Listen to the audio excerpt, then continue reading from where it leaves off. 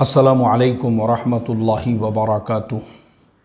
बिस्मिल्लाहिर्रहमानिर्रहीम नहमदुहु व नुसल्ली अला रसूलिहिल करीम अम्मा बाद। मोहतरम भाइयों, बुज़ुर्गों, दोस्तों, श्रीलंका पर हमने कल एक वीडियो अपने चैनल पे अपलोड किए थे कि मज़लूम मुसलमानों की बद्दुआ ने श्रीलंका को बर्बाद कर दिया। उस वीडियो को लोगों ने सोशल मीडिया पे वायरल कर दिए। तकरीबन 1 लाख से ज़्यादा लोग उसको देख चुके हैं यूट्यूब पर। और उसके नीचे जो कमेंट्स है, मैं वो कमेंट्स देख रहा था। अक्सर लोगों ने उसके नीचे ये कमेंट किया है कि अगर श्रीलंका मुसलमानों की बद्दुआ से बर्बाद हुआ है तो फिर इज़राइल क्यों नहीं, म्यांमार क्यों नहीं, चाइना क्यों नहीं। ये जो सवाल है, आज हम आपको इस सवाल का लॉजिकल जवाब देंगे। यानी हवाई फायरिंग नहीं, इलॉजिकल बातें नहीं, ख़याली पुलाव नहीं, ख्वाबों ख़यालों की बातें नहीं, सपनों की बातें नहीं। हम आपको इसका लॉजिकल और प्रैक्टिकल जवाब देंगे। इसके लिए मेरी रिक्वेस्ट है, ध्यान तवज्जो के साथ में सुनो, तो आपके दिमाग के अंदर जितनी भी गलत फहमियाँ हैं वो दूर हो जाएंगी, जिन जिन लोगों के जहन में ये सवाल है। सबसे पहले शुरुआत श्रीलंका से ही करते हैं। देखो, श्रीलंका में ये जो राजपक्षे हुकूमत थी, यानी पूरी जो फैमिली ने मुल्क पे कब्ज़ा किया हुआ था, और जिस तरह से उन्होंने एंटी इस्लाम और एंटी मुस्लिम पूरे मुल्क में जो माहौल बनाया था, वो सिर्फ़ और सिर्फ लोगों को मिसलीड करने के लिए, मिसगाइड करने के लिए, और लोगों को जो है गुमराह करने के लिए कि मुल्क के लिए सबसे बड़ा ख़तरा अगर कोई है तो मुसलमानों पे इतना जुल्म किया गया श्रीलंका के अंदर। वहाँ पे हिजाब पे पाबंदी लगाई गई। कोरोना के ज़माने में मुसलमानों के जो नाशे होती है, यानी जो कोई अगर मर गए कोरोना से, तो उनको दफन नहीं करने दिया गया। छोटे छोटे मासूम बच्चे जो थे 2-2 साल के, उनको भी दफन नहीं करने दिया गया। यानी ये तो एक मुसलमानों का अपना जो है एक रिलीजियस एक प्रैक्टिस है मुसलमानों की कि भाई अगर कोई मर जाए तो उसको कब्र में दफन करते हैं। लेकिन मुसलमानों के ऊपर वो पाबंदी लगाई गई कि कोरोना में कब्र में तुम दफन नहीं कर सकते। यानी इस तरह का जो जुल्म और सितम, और हिजाब पे पाबंदी लगाई गई। और हिजाब पे पाबंदी लगाने के बाद बेशुमार है ऐसे कायदे कानून, यानी पूरे मुल्क में एंटी मुस्लिम और एंटी इस्लाम ऐसा माहौल बनाया गया। तो श्रीलंका के जो मुसलमान हैं, उन मुसलमानों में, और फ़लस्तीन के जो मुसलमान हैं, और चाइना के जो हालात है, म्यांमार के, मैं सब पे आने वाला हूँ, लेकिन शुरुआत मैंने श्रीलंका से किया। श्रीलंका के अंदर 80% मुसलमान जो है वो नमाजी है। यानी अगर वहाँ के 100% मुसलमानों को हम देखेंगे तो उसमें से 80% लोग वो नमाजी है। दुनिया में श्रीलंका एक ऐसा वाहिद मुल्क है जहाँ के मुसलमान सबसे ज़्यादा इबादत गुजार, अल्लाह से उनका ताल्लुक़ और दावत की मेहनत में लगे हुए हैं। इतने सीधे सादे भोले भाले, वो बेचारों को आवाज़ उठाना भी नहीं आता। वो बेचारे जो है मज़लूम लोग, और ये तो अल्लाह का निज़ाम है, इत्तक़ी दावतल मज़लूम फ़इन्नहु लैसा बैनहा व बैनल्लाहि हिजाब। बतर्स अज़ आहे मज़लूमा कि हंगामे दुआ करदन, इजाबत अज़ दरे हक़ बहरे इस्तिक़बाल मी आयद। मज़लूम की बद्दुआ से बचो, इसलिए कि मज़लूम की बद्दुआ और अल्लाह तबारक व तआला के दरमियान में कोई हिजाब नहीं होता है, कोई पर्दा नहीं। और बेचारे मज़लूम, उनको अपने ऊपर होने वाले जुल्म के ख़िलाफ़ आवाज़ उठाना भी नहीं आती थी, तो उन्होंने कहाँ आवाज़ उठाई? मस्जिदों के अंदर, मस्जिदों में रोकर गिड़गिड़ा कर अल्लाह से उसकी मदद मांगी, और अल्लाह की मदद आई उनके ऊपर। क्यों आई?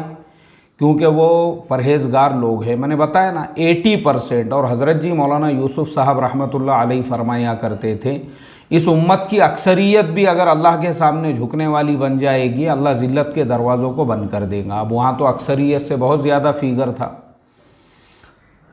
80% आज की तारीख़ में भी श्रीलंका एक ऐसा मुल्क है जहाँ के मुसलमान नमाजी है, अल्लाह से उनका ताल्लुक़ है। तो ये मदद आई उनके लिए अल्लाह की, ये मदद आई उनके लिए अल्लाह की, और अल्लाह के अर्श को हिला दिया उनकी बद्दुआओं ने और उनकी दुआओं ने कि अय अल्लाह तेरी ज़ात देख रही है हमारे ऊपर जुल्म हो रहा है। और अल्लाह की ज़ात तो वो है कि अगर किसी एक चौपाए पर किसी जानवर पर भी जुल्म होता है ना, तो अल्लाह ताला उसके लिए भी मदद व नुसरत को नाजिल फरमाते हैं। ये तो बहरहाल इंसान थे, इंसानों में भी अशरफुल मखलूक़ात थे और अशरफुल मखलूक़ात में भी साहिब ईमान थे।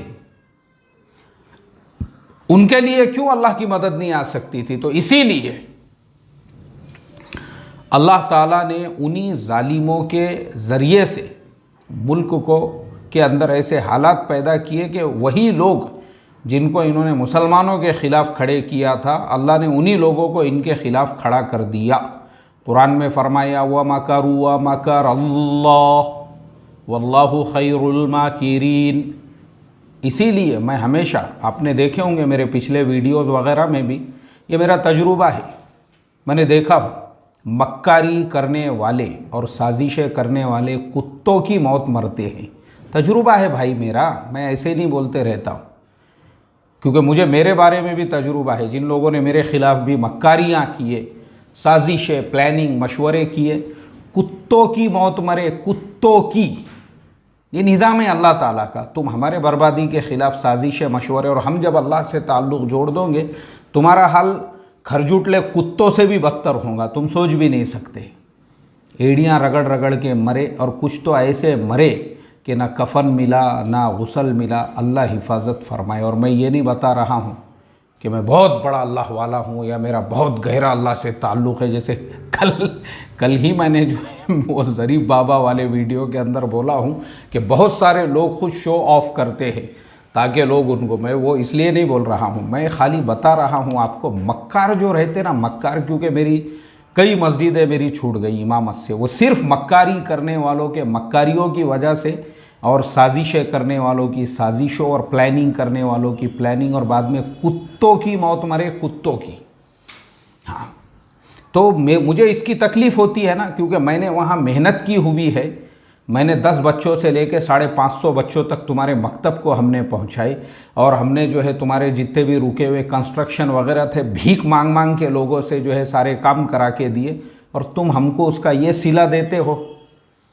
तो इसके लिए जान जलती इंसान की, और अंदर से बद्दुआएं निकलती ऐसे लोगों के और ऐसे साजिशें करने वालों और ऐसे लोगों के लिए, और उनके अंजाम भी होते फिर ऐसे इबरतनाक। दामादों ने बेटियों को लात मार के हकाल दिए, वो बैठी हुई है घरों के ऊपर, वो एक जुल्म इनके ऊपर। तो ऐसे भी लोग जो साजिशें करने वाले हैं, छोड़ता नहीं अल्लाह ताला उनको, किसी ना किसी तरह से उनकी पकड़ होती है। तो श्रीलंका में भी ऐसा ही हुआ। जो मजलूम मुसलमान थे वहाँ के, उनके दिल से आहें निकली, उन्होंने कहा तो अल्लाह ताला की मदद उतरी उनके ऊपर। और जो मक्कारी करने वाले थे, उन्हीं की मक्कारियों को, उन्हीं की साजिशों को, उन्हीं की प्लानिंग को अल्लाह ताला ने उन्हीं की तरफ पलटाया। क्योंकि व मकरू व मकर अल्लाह वल्लाहु खैरुल माकिरीन। तुम्हारी साजिशें करने से, मक्कारियों से कुछ नहीं होता, अल्लाह ताला तुम्हारे से भी बेहतरीन प्लानिंग करने वाला है। और अल्लाह ने वैसा ही किया कि मुल्क छोड़ के भागना पड़ा, मुल्क छोड़ के भाग गए वो लोग। तो श्रीलंका में इसलिए हुआ, जो लोगों का सवाल था, क्योंकि श्रीलंका के लोगों का ताल्लुक़ है अल्लाह की ज़ात से। अब हम आते हैं दूसरे मुल्कों पे। म्यांमार पड़ोस में पहला म्यांमार है, उसको ले लेते हैं। अब कुछ लोगों ने कहा म्यांमार, तो मेरे भाई म्यांमार के हालात श्रीलंका से भी बदतर किया अल्लाह ताला ने। जो आंग सांग सूकी म्यांमार के अंदर जो इलेक्शन जीत कर आई थी, और मेरे तो आज तक समझ में नहीं आता, उसको नोबेल प्राइज़ दिया हुआ है। ये नोबेल प्राइज़ वाले कुत्ते, ये भी खुद जो है ना इतने जलील और नीच है, साले हरामी। इन्होंने ऐसे ऐसे लोगों को नोबेल प्राइज़ दिया हुआ है। मैं पढ़ रहा था परसों के दिन, एक हिस्ट्री पढ़ रहा था मैं सेकेंड वर्ल्ड वॉर की। उसके अंदर मुझे पढ़ने के लिए मिला कि रशिया में व्लादिमीर लेनिन के बाद में जोसेफ स्टालिन, जिसने जो है कम्युनिस्ट पार्टी पे कब्ज़ा किया और रशिया का जो राष्ट्रपति बन गया, प्रेसिडेंट बन गया, उसके ज़माने में 80 लाख किसानों को मौत के घाट उतार दिया। 80 लाख, यानी वो एक टाइम ऐसा था कि दुनिया में तीन जालिम एक साथ जुल्म कर रहे थे। रशिया में जो है जोसेफ स्टालिन, जर्मनी में हिटलर, और इटली के अंदर जो है तानाशाह जो था इटली का, इस तरह से जो है तीन मुल्कों के अंदर जुल्म कर रहे थे। तो अल्लाह तबारक व तआला, अल्लाह का अज़ाब तो आया, खैर वो तीनों भी ख़त्म हो गए। मुसौलिनी इटली के अंदर, तो इस तरह से तीनों का जुल्म चल रहा था। एक तरफ जोसेफ स्टालिन, दूसरी तरफ हिटलर, तीसरी तरफ जो है मुसौलिनी। लेकिन अफसोस मुझे पढ़ के मैंने सर को हाथ लगाया, वो जोसेफ स्टालिन को भी नोबेल प्राइज़ मिला था, वो भी अमन का, पीस का। क्यों? 80 लाख किसानों को मार दिया इसके लिए। तो ऐसे ही ये जो आंग सांग सूकी है, इसको अमन का नोबेल प्राइज़ दिया गया। क्या वजह से? बेचारे मजलूम मुसलमानों पे जुल्म करने की वजह से।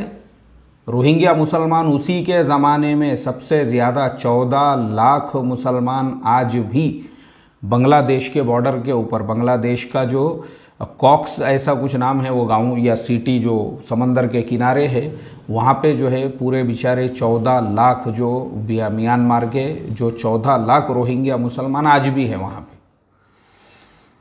तो लोगों का सवाल ये था म्यांमार तो उससे ज़्यादा बर्बाद हो गया। ये तो भी गोटाबाया जो है भाग गया, मालदीव गया, फिर मालदीव से अब चला गया वो इसको सिंगापुर को। उन्हें पहले से अपना इंतज़ाम करके रखा था गोटाबाया ने, उसको मालूम था अब सिंगापुर में मस्त आराम से ऐश से कोई उसको वहाँ पे धक्का भी नहीं लगा सकता है। उसने पहले ही जो वर्ल्ड बैंक से इससे उससे जो उन्होंने अरबों खरबों डॉलर लिए थे, पहले ही उसको सब कुछ सेट करके रखे थे। जब भी ऐसे हालात पैदा होंगे, अपना बोरिया बिस्तर लपेट के अपने को सीधा रवानगी के आदाब लेना है, तो वो कर दिए उन्होंने। और इधर आंग सांग सूकी का तो उससे भी बुरा हाल हुआ, वो जेल में है अभी भी, और उसका कोई ट्रायल नहीं चला रही है आर्मी हुकूमत। आर्मी हुकूमत ने क्या की 2021 के अंदर, देखो ये फरवरी 2021 का इंग्लिश न्यूज़पेपर मेरे सामने है, इकोनॉमिक टाइम्स, और उसकी जो न्यूज़ है वो यही है कि Myanmar's military has taken control of the country under a 1-year state of emergency, and reports say state's councillor Aung San Suu Kyi and other government leaders have been detained. Here are some possible reasons why the military has taken over now. अब ये काफ़ी तफसील के साथ में उन्होंने जो है वो सारे रीजंस लिखे हुए हैं कि मिलिट्री ने आंग सांग सू की और उसके सारे मिनिस्टर और लीडर्स को वहाँ मिनिस्ट्री ने ये राजपक्षे और उसका भाई बसील और जशन और जो भी है उनको भागने का मौका ही नहीं दिए, उठा के पहले जेल में डाल दिए और फिर पूरे मुल्कों को अपने कब्ज़े में ले ली वहाँ के मिलिट्री ने। अब ये सब सड़ रहे हैं जेल के अंदर, और ऐसा सड़ रहे हैं, अभी मेरे सामने अब दूसरी न्यूज़ है इंग्लिश की, उसमें लिखा हुआ है म्यांमार्स आंग सांग सू की sentenced to jail for corruption. उसके ऊपर उन्होंने करप्शन के इल्ज़ामात लगाए कि इसने हमारे देश को बर्बाद कर दी। और Myanmar's military court delay verdict in Aung San Suu की ट्रायल, यानी उन्होंने वो केस को ये कर दिया, अभी जब हमारे दिल में आएगा केस बाद में चलाएंगे, इसको अभी जेल में रहने दो बोले। 25 अप्रैल 2022 की ये न्यूज़ है, यानी मुल्क को कंट्रोल में करके अभी 1.5 साल हो चुका है। तो वहाँ के हालात तो श्रीलंका से भी बदतर हुए कि लाखों लोग, श्रीलंका के तो भी लोग अपने देश में ही हैं, लेकिन यहाँ के तो लाखों लोग हमारे मणिपुर बॉर्डर में घुसने की तैयारी में थे, तो हमारी गवर्नमेंट ने जो है पूरे बॉर्डर को सील कर दिया। थाईलैंड के अंदर, थाईलैंड के बॉर्डर में जाने वाले थे, थाईलैंड ने वो सील कर दिया, दोनों बॉर्डर को सील कर दिए गए। मलेशिया का तो सवाल ही नहीं पैदा होता, उन्होंने ऑलरेडी अपना बॉर्डर पहले से ही बंद करके रखा हुआ है। तीनों तरफ के 3 बॉर्डर जो है वो पूरी तरह से बंद कर दिए हुए हैं, और ये किसी भी मुल्क में वो दाखिल नहीं हो सकते। हालांकि पहले ऐसा था कि ये बॉर्डरों पे कोई बॉर्डर नहीं बने हुआ है। आपको मैं बता दूं, म्यांमार और इंडिया के दरमियान में कोई ऐसी फिनिशिंग कुछ नहीं है, खाली एक पुल बना हुआ है नदी के ऊपर, उसको फ्रीडम या फ्रेंडशिप पुल कहते हैं, ब्रिज कहते हैं, बस वो क्रॉस कर दिए कि आप उधर म्यांमार में, इधर इंडिया में, और इंडिया वालों को एक दिन के लिए जो है वहाँ का वीज़ा वगैरह कुछ नहीं लगता है, आधार कार्ड बता के भी आप म्यांमार में जा सकते हो। मेरा वीडियो है, मेरा एक और चैनल है जिसका नाम है पैराडाइज ट्रैवलर, जिसमें मैं ट्रैवलिंग इन्फॉर्मेशन देता हूँ। उसमें मैंने आज से 2 साल पहले, कोरोना से पहले, एक मुस्तकिल पूरा वीडियो बनाकर बताया था कि मुंबई से सिंगापुर तक आप रोड से कैसे जा सकते हो। तो उसके अंदर मैंने बताया था कि आप म्यांमार में एंट्री करके पूरा देश क्रॉस करके कैसे थाईलैंड से जो है बॉर्डर में एंट्री कर सकते हो और आसानी के साथ में आप जा सकते हो। तो उसके अंदर जब मैंने बताया था, उस वक्त के हालात ऐसे थे कि आसानी के साथ आप पैदल जा सकते थे म्यांमार को, और फिर वहाँ से जो है बस पकड़ के थाईलैंड बॉर्डर, और वहाँ से बस पकड़ के, मैंने वो पूरा तरीक़ा उसमें बताया था। लेकिन आज हालात इतने ख़राब है कि वो म्यांमार और थाईलैंड, जिनका पूरा बॉर्डर ओपन था, आज पूरी आर्मी वहाँ पे थाईलैंड ने अपनी बिठा दिया। इंडिया और म्यांमार फ्रेंडशिप ब्रिज सब बंद है, वो आज भी उसको लॉक लगा हुआ है। हालांकि पूरी दुनिया के सारे क्या बोलेंगे उसको, बॉर्डर्स एक दूसरे के लिए खुल गए। इंडिया के अभी वो बांग्लादेश की ट्रेनें चालू हो गई, बसेस चालू हो गई, सब नॉर्मल हो गया।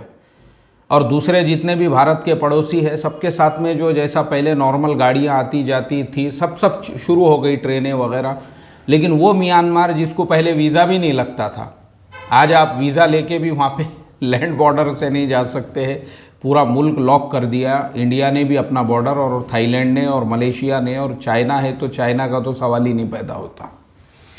इस तरह से जो है श्रीलंका से भी बदतर और बुरे हालात तो म्यांमार के हैं। परेशान है लोग वहाँ, और अपने ही लोगों पे। अच्छा, मैं एक बात बताना तो भूल गया, जब ये हालात चल रहे थे, मैं रोज़ाना न्यूज़ पढ़ते रहता था म्यांमार में क्या चल रहा है। मुझे तो हैरत इसलिए हुई, वो आर्मी वालों ने अपने देश के लोगों पे बम गिराना शुरू करे। यानी दुनिया का एक ऐसा पहला मुल्क था, वो न्यूज़ में भी ये बता रहे थे, बोले this is the first country of the world के जो अपने ही जो लोकल लोग हैं अपने ही, उनके ऊपर ये लोग बम बरसा रहे हैं, अपने ही लोगों पे। और वहाँ के लोग जो है आर्मी के ख़िलाफ़ खड़े हो गए थे, तीर कमान बना लिए थे उन्होंने। आर्मी के पास में जो है 2 नाली की बंदूक है, और इनके पास में जो है तीर कमान। बोले तीर कमान से अब मुझे आप बताओ, तो जो म्यांमार के बागी थे, यानी जिस तरह से तुमने मुसलमानों पे जुल्म किए, उससे ज़्यादा आर्मी ने वहाँ के लोगों पे जुल्म करके उन्हीं के ऊपर जो है बम बरसाना शुरू कर दी। तो खैर, तो इसलिए म्यांमार पे भी अल्लाह ताला का अज़ाब आया, वो मज़लूम रोहिंग्या मुसलमानों की वजह से। आज वो मुल्क पूरी तरह से बर्बाद हो चुका है, पूरी तरह से। वहाँ खाने पीने वगैरह का सब कुछ सामान जो है हमारे इंडिया से जाता था, खलास, बॉर्डर ही बंद है। वहाँ के लाखों लोग डेली आते थे इंडिया और डेली वापस जाते थे, और कारोबार चलता था बॉर्डर के ऊपर, सब चाइना का माल वगैरह बिकता था। सब बंद पड़े हुआ है पिछले 3 साल से। हालात पूरी दुनिया के साथ साजगार होके भी वहाँ के बॉर्डर अभी तक खुले नहीं। वो लोग थाईलैंड में जाके काम करते थे, थाईलैंड के हर रेस्टोरेंट के अंदर, वहाँ के हर जो है होटल में, वहाँ के हर दुकान पे, वहाँ पे भी वैसा ही है। जैसे अरब मुल्कों के अंदर जो है बांग्लादेशी और पाकिस्तानी जाके ड्राइविंग करते हैं और वहाँ के संडास और हम्माम साफ़ करते हैं, और वहाँ पे जो है छोटे मोटे कारोबार करते हैं। ऐसे ही थाईलैंड और मलेशिया के अंदर जितने भी नौकर आपको मिलेंगे, उसमें 90% म्यांमार और बाजू में कंबोडिया वगैरह के, वहाँ के लोग काम नहीं करते हैं। तो अब उनके बॉर्डर बंद हो गए, तो उन्होंने भी मजदूरी के लिए इनको बुलाना बंद कर दिया, क्योंकि जा नहीं सकते वहाँ पे। तो हालात बस से बदतर है, लोग दाने दाने को वहाँ पे मोहताज है, आपकी मालूमात के लिए। और ये सब क्यों हुआ? उन्हीं मजलूम रोहिंग्या मुसलमानों की बद्दुआ की वजह से हो गया म्यांमार। चलिए, अब हम आते हैं चाइना पे। चाइना के बारे में इतना झूठ लोगों ने फैलाया। मैं चाइना के बारे में हमेशा बोलता हूँ, हमेशा। तो कुछ लोगों ने मेरे बारे में जो है ये अफवाहें चलाए और मैसेजेस वायरल कर दिए कि मैं चाइना का जो है ब्रांड एम्बेसडर हूँ इंडिया में।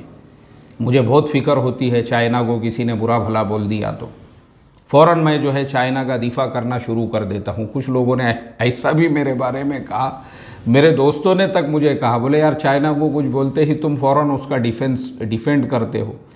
तो वो असल मसला ये है कि असल हमारा प्रॉब्लम क्या होता है इंडिया में। मैं बहुत सारे बड़े बड़े मुफक्किरीन से मिला हूँ, बहुत बड़े बड़े मुफक्किर, लेकिन वो मुफक्किर अपनी उतनी झोपड़पट्टी में, कभी वो अपने झोपड़पट्टी से बाहर नहीं निकले, बाजू का महल्ला नहीं मालूम, बाजू का ज़िला नहीं मालूम, ज़िला। एक मुफक्किर साहब यहाँ आके बैठे मेरे पास, बोले चाइना में ऐसा हो रहा है। मैं बोला अच्छा चाइना पे पहले बात करेंगे अपन, पानी पियो। मैं बोला पहले पानी पीते क्या? पानी पियो। मैं बोला पहले चाय वाय मंगाऊँ तुम्हारे वास्ते?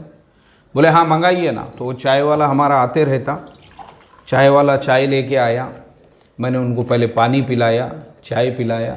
मैं बोला अपन चाइना को बाद में जाएंगे, पहले मुझे ये बताओ पुणे के आजू बाजू में कितने ज़िले हैं मालूम है क्या तुमको?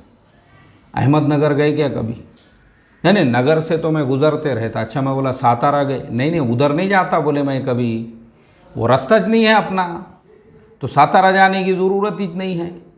तो मैं बोला तेरे जैसे मुफक्किर हमारे हर झोपड़पट्टी में मिलेंगे। बिस्मिल्लाहिर्रहमान, अल्हम्दुलिल्लाहि रब्बिल आलमीन।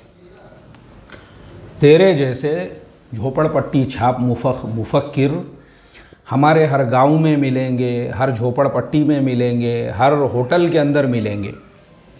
जिसको अपने बाजू के महल्ले की खबर नहीं है, बाजू का ज़िला नहीं मालूम है, बुढ़ा होने को आया सातारा ज़िला नहीं मालूम है, पुणे के बाजू में पड़ोस में, और बातें कर रहा है चाइना की। चाइना को कितनी बार गया रे? मैं बोला तू क्या मालूम है तुझे चाइना के बारे में? ये तेरे अब्बा जान जो सामने बैठे हुए हैं ना, हम 2 मरतबा चाइना को जाके वहाँ पे रह के आए हुए हैं।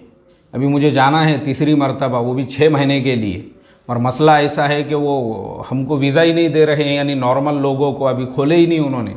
अभी सिर्फ उन्होंने अभी 15 दिन पहले वीज़ा ओपन किए सिर्फ उन स्टूडेंट्स के लिए जो वहाँ पे पढ़ते थे। और वो भी क्यों किए? क्योंकि हमारी भारतीय गवर्नमेंट ने प्रेशर डाली उनके ऊपर कि हमारे बच्चों का नुकसान हो रहा है, इसके लिए कम से कम उनका वीज़ा ओपन करो। तो उन्होंने उनका वीज़ा अभी ओपन किए। तो अभी नॉर्मल जो वीज़ा थे वो अभी तक ओपन नहीं हुए, नहीं तो उसके बाद वापस से मुझे जाना है वहाँ पे 6 महीने के लिए। तो बहरहाल मैंने कहा भाई चाइना में इतनी आज़ादी है कि चाइना के अंदर जो है ना मुसलमानों की आबादी जो है, यानी बड़े बड़े शहरों के अंदर बहुत मुख्तसर है, लेकिन उसके बावजूद उनका रौब, उनका दबदबा ऐसा है, उनके ऐसे बड़े बड़े स्ट्रीट बने हुए हैं, मुस्लिम स्ट्रीट। अब शियान शहर है चाइना के अंदर, वहाँ का सबसे पुराना शहर, यानी जिसको क्या कहते हैं एंशियंट सिटी जो है, जिसको कहते हैं शियान को। क्यों कहते हैं एंशियंट सिटी? क्योंकि वहाँ पे जो है ना वो मिले हुए हैं, मम्मीज़ मिली हुई है, खबरें मिली हुई है, और वो भी एक साथ में। आप देखेंगे तो पूरे के पूरे कम से कम जो है 7000 फौजी और यानी सब कुछ कब्र में मिला वहाँ पे। इतनी बड़ी पूरी फ़ौज को उन्होंने ये कर दिए थे, सबकी मम्मी बना के जो है वहाँ पे ये किए थे उन्होंने चाइना के अंदर। तो खैर वो अपना टॉपिक नहीं है, लेकिन मुझे ये बताना है वो शियान शहर के अंदर पूरा एरिया है, यानी जैसे ही आप रेलवे स्टेशन पे उतरते हैं सामने ही आपको ऐसा बड़ा बोर्ड नज़र आता है मुस्लिम स्ट्रीट। तो आपको लगता है अरे यार मैं किसी मुस्लिम मुल्क में तो नहीं आ गया। जैसे ही आप मुस्लिम स्ट्रीट के अंदर दाखिल होते हैं, माशाअल्लाह दोनों साइड से दुकानें लगी हुई है, कहीं कबाब बन रहे हैं तो कहीं पे जो है वो जो चाइना में मुसलमान है ना, वहाँ के हुई मुसलमान जो होते हैं उनकी एक रोटी होती है स्पेशल नान, कहीं पे वो नान बन रहे हैं, कहीं पे वो चाइना वाले जो खाते हैं हलाल जो नूडल्स है, और उसके साथ में वो जो नूडल्स अपने यहाँ मिलते ना, ये नहीं बिकते वहाँ पे, ये हक्का नूडल्स और शेजवान नूडल्स, ये खुद हमारा अपना पैदा किया हुआ है, उसको नाम दे दिए खाली चाइना का। चाइना में कोई नहीं खाता ऐसे नूडल्स। चाइना में कटोरा भर के जो है पानी लेते और 10-12 नूडल्स डाल के घोल के उसी को पीते वो लोग। वहाँ का वो तरीक़ा होता है। ये अपने यहाँ पे खाली रूखे नूडल्स जो लोग खाते हैं या ऐसे नहीं खाते वहाँ पे। तो चाइना में सिर्फ वहाँ पे नहीं है, और दूसरे शहरों में आप चले जाओ, बड़ी बड़ी आलीशान मस्जिदें। हज़रत साद इब्न अबी वक्कास रज़ी अल्लाह ताला अन्हु का मज़ार है चाइना में, उनके ज़माने की मस्जिद है। वहाँ पे 100% लकड़ी की बनी हुई, वो मस्जिद पे पूरी तारीख़ लिखी हुई है कि ये मस्जिद सहाबा के ज़माने की बनी हुई है बोलकर। उसके अलावा भी चाइना में मुसलमानों का रिस्पेक्ट और इज़्ज़त इसलिए भी है क्योंकि उसकी तारीख़ है। जब 1914 में, यानी चाइना के सब बादशाह मर गए थे, चाइना में बादशाही हुकूमत थी, और वो जो बेचारा बादशाह था सिर्फ 4 साल की उसकी उम्र थी, जिसको 4 साल की उम्र में बादशाह बना दिए। उसी टाइम पे जापान वगैरह ने जो है चाइना पे पूरा कब्ज़ा। चाइना के लोग इतने बेचारे सीधे भोले, दुनिया में सबसे सीधे भोले लोग हैं चाइना के। वो जापान इतना है, वो उसने पूरे चाइना पे कब्ज़ा कर लिया था। खैर वो एक अलग हिस्ट्री है। तो वहाँ के जो मुसलमान हैं उन्होंने ही दुश्मनों यानी बादशाह के साथ में मिल के दुश्मनों से मुकाबला किए। इतनी इज़्ज़त है चाइना के अंदर मुसलमानों की, इतना रिस्पेक्ट है। और ये जो शिनजियांग सूबा है उस इलाके के अंदर भी चाइनीज़ जो गवर्नमेंट है बराबर है, वहाँ पे उनकी सिक्योरिटी है, वो सारी चीज़ें हैं, लेकिन जुल्म जिसको बोलते हैं वो नहीं है। वो सिर्फ आपको बीबीसी की, जबकि बीबीसी वालों को वहाँ एंट्री भी नहीं है। चाइना में आप वीडियो की शूटिंग भी नहीं ले सकते, अगर आप शूटिंग ले रहे हैं तो भी आपको पकड़ लेंगे, क्योंकि वहाँ जगह जगह पे कैमरे लगे हुए हैं। ये चीज़ें अलाउ नहीं है वहाँ पे, ये चीज़ें वहाँ पे बहुत, वो जितने सीधे भोले लोग हैं लेकिन कुछ चीज़ों में बहुत ख़तरनाक है वो, कि अगर आप शूटिंग वगैरह ले रहे हैं कहीं की और अगर आप जद में आ गए, सीधा रवानगी के आदाब, कोई वहाँ पे उसके साथ में जो है ज़ीरो टॉलरेंस पॉलिसी है उनकी। तो चाइना के अंदर जो है इस तरीक़े से बड़ी बड़ी मस्जिदें बनी हुई है। रमज़ान के महीने में कई शहर ऐसे हैं जहाँ के हाईवेज़ बंद हो जाते मस्जिदों के सामने के मुसलमानों को नमाज और इफ्तार के लिए। लोग बोलते चाइना में दाढ़ी पे गलत बात है, कुछ भी मत फैलाते जाओ यार, इतनी बड़ी बड़ी दाढ़ियाँ हैं वहाँ पे मुसलमानों को। चाइना के अंदर भी पूरी दाढ़ी रख कोई ये नहीं है वहाँ पे। अब मसला क्या आता है, क्योंकि अमेरिका को सबसे बड़ा डर अगर किसी मुल्क से है तो वो है चाइना से। अमेरिका ने क्या किया, चाइना के बारे में जो है गलत फहमियाँ फैला दिया हुआ है, सिर्फ इस वजह से क्योंकि उनको मुसलमानों को खड़े करना है चाइना के ख़िलाफ़। और मुसलमान इतने नादान और भोले हैं कि एक ट्रक ड्राइवर ने कारगुजारी सुना दिया तो वही बयानों के अंदर भी सुनाने को लग गए। एक ट्रक ड्राइवर गया था और उसने, अरे हमने अपनी आंखों से देख के आए, तुमने देखे क्या? चलो कुछ भी अपनी मन घड़त बातें किसी ने भी बोल दिया। और वही लोग जो है, और बीबीसी वाले, CNN, इनको तो वहाँ एंट्री भी नहीं है। और ये सारी बातों पे मेरे कई वीडियोज़ है, आप लोग देख सकते हैं, चैनल के ऊपर मेरे अवेलेबल है। क्योंकि मुझे पता है खुद चाइना ने सारे मुस्लिम मुल्कों के डेलीगेशन को बुला के अपने मुल्क के अंदर पूरा 1 महीना रखा और कहा कि भाई तुम सर्वे करो और रिपोर्ट तुम तैयार करो, तुमको पूरी आज़ादी, जहाँ जाना है वहाँ पे जाओ। और देखो ये जो हमको खाली बदनाम किए, क्योंकि चाइना एक बिजनेसमैन कंट्री है, उनको किसी से कुछ लेना देना नहीं है, आपका मज़हब, आपका रिलीजन क्या है, आप क्या करते हैं। उनको बस अपने देश के डेवलपमेंट और बाकी देशों से रिलेशन बनाने के अंदर वो लोग भरोसा रखते हैं। उनको मालूम है अगर हम जो है मुसलमानों के बारे में ऐसी कुछ खबरें रियल होती थी, सच्ची होती थी, तो ये अरब मुल्क चाइना के प्रोडक्ट्स पे पाबंदी नहीं लगाते थे। चाइना वालों पे पाबंदी फिर क्या ज़रूरत थी? चाइना के वालों के ज़रिए से ही जो है मक्का मदीने के दरमियान में जो बुलेट ट्रेन का रास्ता और बुलेट ट्रेन बनाई गई, और वो चाइना की ही ट्रेनें चल रही है मिना में, मुज़दलिफ़ा में, आराफात में। क्या ज़रूरत थी उनको ये सब करने की फिर? लेकिन हमको सेंस ही नहीं है उतना सोचने के लिए और उतनी स्टडी करने के लिए। हमको तो अपना बाजू का महल्ला नहीं मालूम है। तो ये बात झूठ है, ये बात सरासर जुल्म है। बल्कि मेरी तो दुआएं हैं चाइना के लिए और चाइना की हुकूमत के लिए और वहाँ रह रहे मुसलमानों के लिए कि अल्लाह ताला उनको और तरक्कियों से नवाजे। क्यों हम ऐसे मुल्क के लिए बद्दुआ करेंगे जहाँ मुसलमानों को पूरी आज़ादी है, जहाँ बड़ी बड़ी मस्जिदें हैं, ख़ुद गवर्नमेंट ने वहाँ मस्जिदें बनाई। अभी मेरे वो वीडियोस देखो आप, तो उसमें आपको सारे डिटेल्स, क्योंकि वो टाइम पे मैंने पूरा डेटा जमा करके बनाया था कि 1980 या 90 में वहाँ पे कितनी हज़ार मस्जिदें थी, और अभी जो है उससे 4 गुना ज़्यादा ऑफिशियल मस्जिदें जो गवर्नमेंट के परमिशन से बनी हुई हैं। लेकिन हमको पता ही नहीं है उसके बारे में। तो गलत बातें हैं ये, बग़ैर तहक़ीक़, बग़ैर इल्म के इस तरह की बकवास करना और लोगों को जो है किसी मुल्क। और अच्छा, मेरे अलावा मैं कई, बम्बई के अंदर हमारे ईमान वाले ऐसे हैं जो हर महीने चाइना जाते हैं। सूरत में जब जा रहा था, सूरत के कुछ अपने ईमान वाले व्यापारी, कुछ दावत के साथी जो है वो मिले मुझे बम्बई एयरपोर्ट के ऊपर। हम साथ में एक ही फ़्लाइट के अंदर गए। उन्होंने ही मुझे बताया, पीछे बैठो बोले फ़्लाइट में, वो बड़ा हमारा जहाज़ जो है बोइंग था, वो बोइंग 77 क्या रहता वो था, जिसके अंदर बोले सो जाने का अगर इसके ऊपर पैसेंजर नहीं आए तो। और फिर मैंने वैसा ही किया।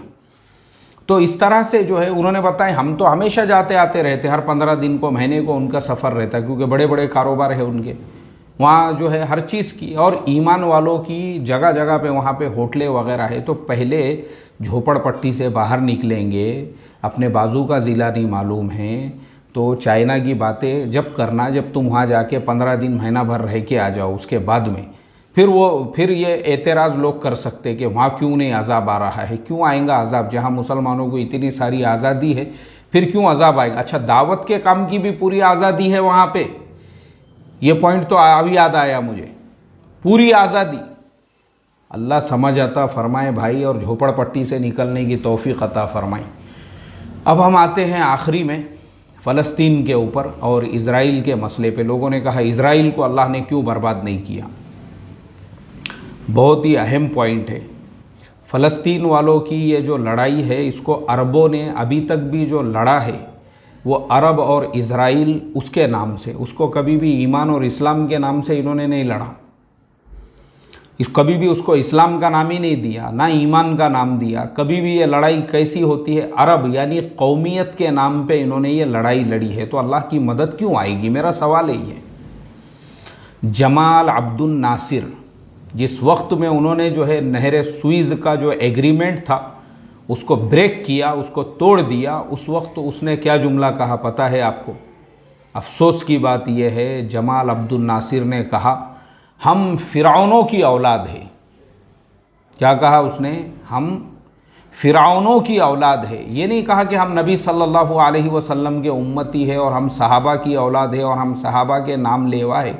नहीं, बोले हम फ़िरौनों की औलाद है और इन यहूदियों को हम उठा के जो है ना दरियाए नील में वो कर देंगे, गर्क कर देंगे, डुबा देंगे उनको। और दुनिया ने देखा 6 दिनों के अंदर यहूदियों ने पूरे अरब मुल्क जितने भी थे, पूरे आधे जो है ना, आधा जो उसको सीना का इलाका बोलते हैं, जो नहर सुइज़ के इधर का है मिस्र का, आधे मिस्र के ऊपर जो है इज़राइल का कब्ज़ा हो गया। क्या किए 6 मुल्कों ने मिलके? क्योंकि 6 मुल्कों की लड़ाई वो अरब इज़राइल के नाम से लड़ी जा रही थी, इस्लाम और ईमान के नाम से नहीं। उन्होंने तो फ़िरौनों को कहा हम फ़िरौनों की औलाद हैं और इन यहूदियों को उठा के जेल इसमें दरियाए नील में डुबा देंगे। और जो यहूदी है, अब देखो, अब हम आते हैं यहूदियों की तरफ। उन यहूदियों ने अपने मुल्क का नाम भी रखा तो अल्लाह के नबी हज़रत याकूब अलैहिस्सलातु वस्सलाम के नाम पे। इज़राइल कुरान में है, बार बार आप देखो। वालेकुम अस्सलाम, ले बेटे चाय। हज़रत याकूब अलैहिस्सलाम का नाम, या बनी इसराईल अज़कुरू निअमती अल्लती अनअमतु अलैकुम, कुरान में बार बार कहा। बार बार जो है बनी इसराइल का जिक्र जो मिलता है ना, इसराइल किसे कहते हैं? हज़रत याकूब अलैहिस्सलाम और उनके 12 बेटे। ये बेचारे जो है कनान से इन्होंने हिजरत की थी और ये लोग मिस्र गए थे। और मिस्री कौन थे? वो फ़िरौनों की औलाद थी। आज भी उन्होंने वो चीज़ को याद रखा, बोले हम फ़िरौनों की औलाद हैं। और ये जो थे ये जो है इन्होंने आज भी उस चीज़ को बाकी रखा। आज भी आप किसी यहूदी को पूछो भाई तुम्हारे अब्बा का नाम क्या है, तो वो बोलते हज़रत इब्राहीम अलैहिस्सलाम। यानी इतनी उनको उनसीयत है। उनके घर में पैदा होने वाले हर बच्चे का नाम जो है ना वो नबियों के नाम पर आपको मिलेगा। उनके जो नाम हैं नबियों के नामों पर है, नबियों के नामों पर। जो लोग बोलते ना मुसलमानों पे अल्लाह की मदद, अरे तुम्हारे बेटों के नाम तुम अरमान रखोगे, तुम्हारे बेटों के नाम तुम जापान रखोगे, शैतान रखोगे, सलमान रखोगे, शाहरुख खान रखोगे, क्यों मदद आएंगी तुम्हारे लिए? क्योंकि तुमको सहाबा से तो कोई ताल्लुक़ है ही नहीं, ना अल्लाह के अंबिया से ताल्लुक़ है। तुम्हारे घर में गौर करो, नबियों के नाम पे कितने बच्चे हैं तुम्हारे? मूसा है, ईसा है, कितने बच्चे हैं तुम्हारे? सहाबा के नाम पे तुम्हारे घर में अबू बकर, उमर, उस्मान, अली, कितने बच्चों के नाम हैं तुम्हारे? सहाबा के नामों पे हुज़ैफ़ा, साद और ज़ुबैर, तलहा, अब्दुर्रहमान, कितने बच्चों के नाम हैं तुम्हारे? बताओ ना मुझे तुम। नहीं, शाहरुख नया नाम देते क्या? बोले अयान रखे तो चलेगा क्या? अयान, अरमान रखो अरमान। फिर कैसी अरमान निकालता बुढ़ा, जब बुढ़े हो जाते ना तुम, जूतों से अरमान निकालता तुम्हारी वो। बिस्मिल्लाहिर्रहमान। ये हाल है हमारी कौम का। और वो यहूदी, उनके हाथों में जो है ना जो तौरात है, हर यहूदी के पास में तौरात होती है, मतलब जो अल्लाह से उनका ताल्लुक़ है। अब मुझे आप बताओ यार, वो भले यहूदी जो है वो यहूदी अहले किताब है, वो कितना भी बोले तो हलाल हराम के मामले में इतने कट्टर है वो, इतने कट्टर है वो कि वहाँ पे उनके जो कोशर, जिसको हम हलाल कहते हैं, उनका कोशर होता है। वो कोशर जहाँ पे खाना मिलता है, मतलब उन्होंने देखो, उन्होंने अपनी निस्बत को अल्लाह से उन्होंने जो तोड़ा नहीं है। हाँ, वो अहले किताब है, वो किताब है उनके पास में भी अल्लाह ताला की, और उनके बेटों के नाम नबियों के नामों पर। और उन्होंने कहा कि अल्लाह ने हमारे से वादा किया था हज़रत मूसा अलैहिस्सलातु वस्सलाम से कि मैं तुमको अर्ज़ मुक़द्दस जो है उसका मालिक तुमको मैं बनाऊंगा, तुम थोड़ी कोशिश और मेहनत तो करो। तो बोले ये अल्लाह का वादा हमारे साथ में पूरा हो गया। यानी उन्होंने अल्लाह से वो चीज़ के लिए नाउम्मीद ही नहीं हुए। और हम ईमान वाले, हम थे मुसलमान, तो हमने ये नहीं कहा कि हम सहाबा की औलाद है और उम्मत मोहम्मदिया है और हम इस्लाम और ईमान के लिए लड़ रहे। नहीं, हम अरब है, हम अरबों की औलाद है, और हम जो है अरब और इज़राइल। आज भी आप देखो, जब भी वो लड़ाई, उसको अरब इज़राइल की लड़ाई कहते हैं। हम फ़िरौनों की औलाद है, तुमको तो दरियाए नील में हम गर्क कर देंगे। तो कहाँ से अल्लाह की मदद आएगी? कहाँ से आएगी अल्लाह की मदद? सवाल है ये मेरा। अल्लाह हम तमाम को फ़हम और समझ अता फ़रमाए। तो देखो, ये जो लोगों का एतराज़ था कि श्रीलंका पे अल्लाह का अगर अज़ाब आया है तो म्यांमार पे क्यों नहीं, चाइना पे क्यों नहीं, इज़राइल पे क्यों नहीं, तो मैंने उसका ये आपको पूरा टेक्निकल एनालिसिस करके, मैंने कहा था शुरू में ही, मैं लॉजिकल जवाब दूंगा, मुझे हवाई फायरिंग नहीं आती। अल्लाह की मदद चाहिए, अपना ताल्लुक़ अल्लाह से जोड़ो। फिर मैं आखिर में वही कहूँगा, हज़रत जी मौलाना यूसुफ़ साहब रहमतुल्लाह अलैह वाला जुमला, उम्मत की अक्सरियत, हमारे मौलाना यूनुस साहब रहमतुल्लाह अलैह फरमाते थे ये जुमला। बोले हज़रत जी मौलाना यूसुफ़ साहब रहमतुल्लाह अलैह फरमाते थे, उम्मत की अक्सरियत अगर अल्लाह के सामने झुकने वाली बन जाएगी, अल्लाह ज़िल्लत के दरवाज़ों को बंद कर देंगे। अब ये हमको गौर करना है, हमारी अक्सरियत होटलों में है, क्यारम के क्लबों में है, मस्जिदों के वट्टों पे घसते बैठी हुई है। वो मस्जिद बोल रहा हूँ मैं, महल्ले के वट्टों पे और मस्जिदों के भी वट्टों पे बहुत सारे शहरों में नमाज को अंदर नहीं आएंगे, मस्जिदों के चबूतरों पे बैठे हुए हैं। कहाँ से मदद आएंगी अल्लाह ताला की? अल्लाह समझ अता फरमाए। अस्सलामु अलैकुम व रहमतुल्लाहि व बरकातहू।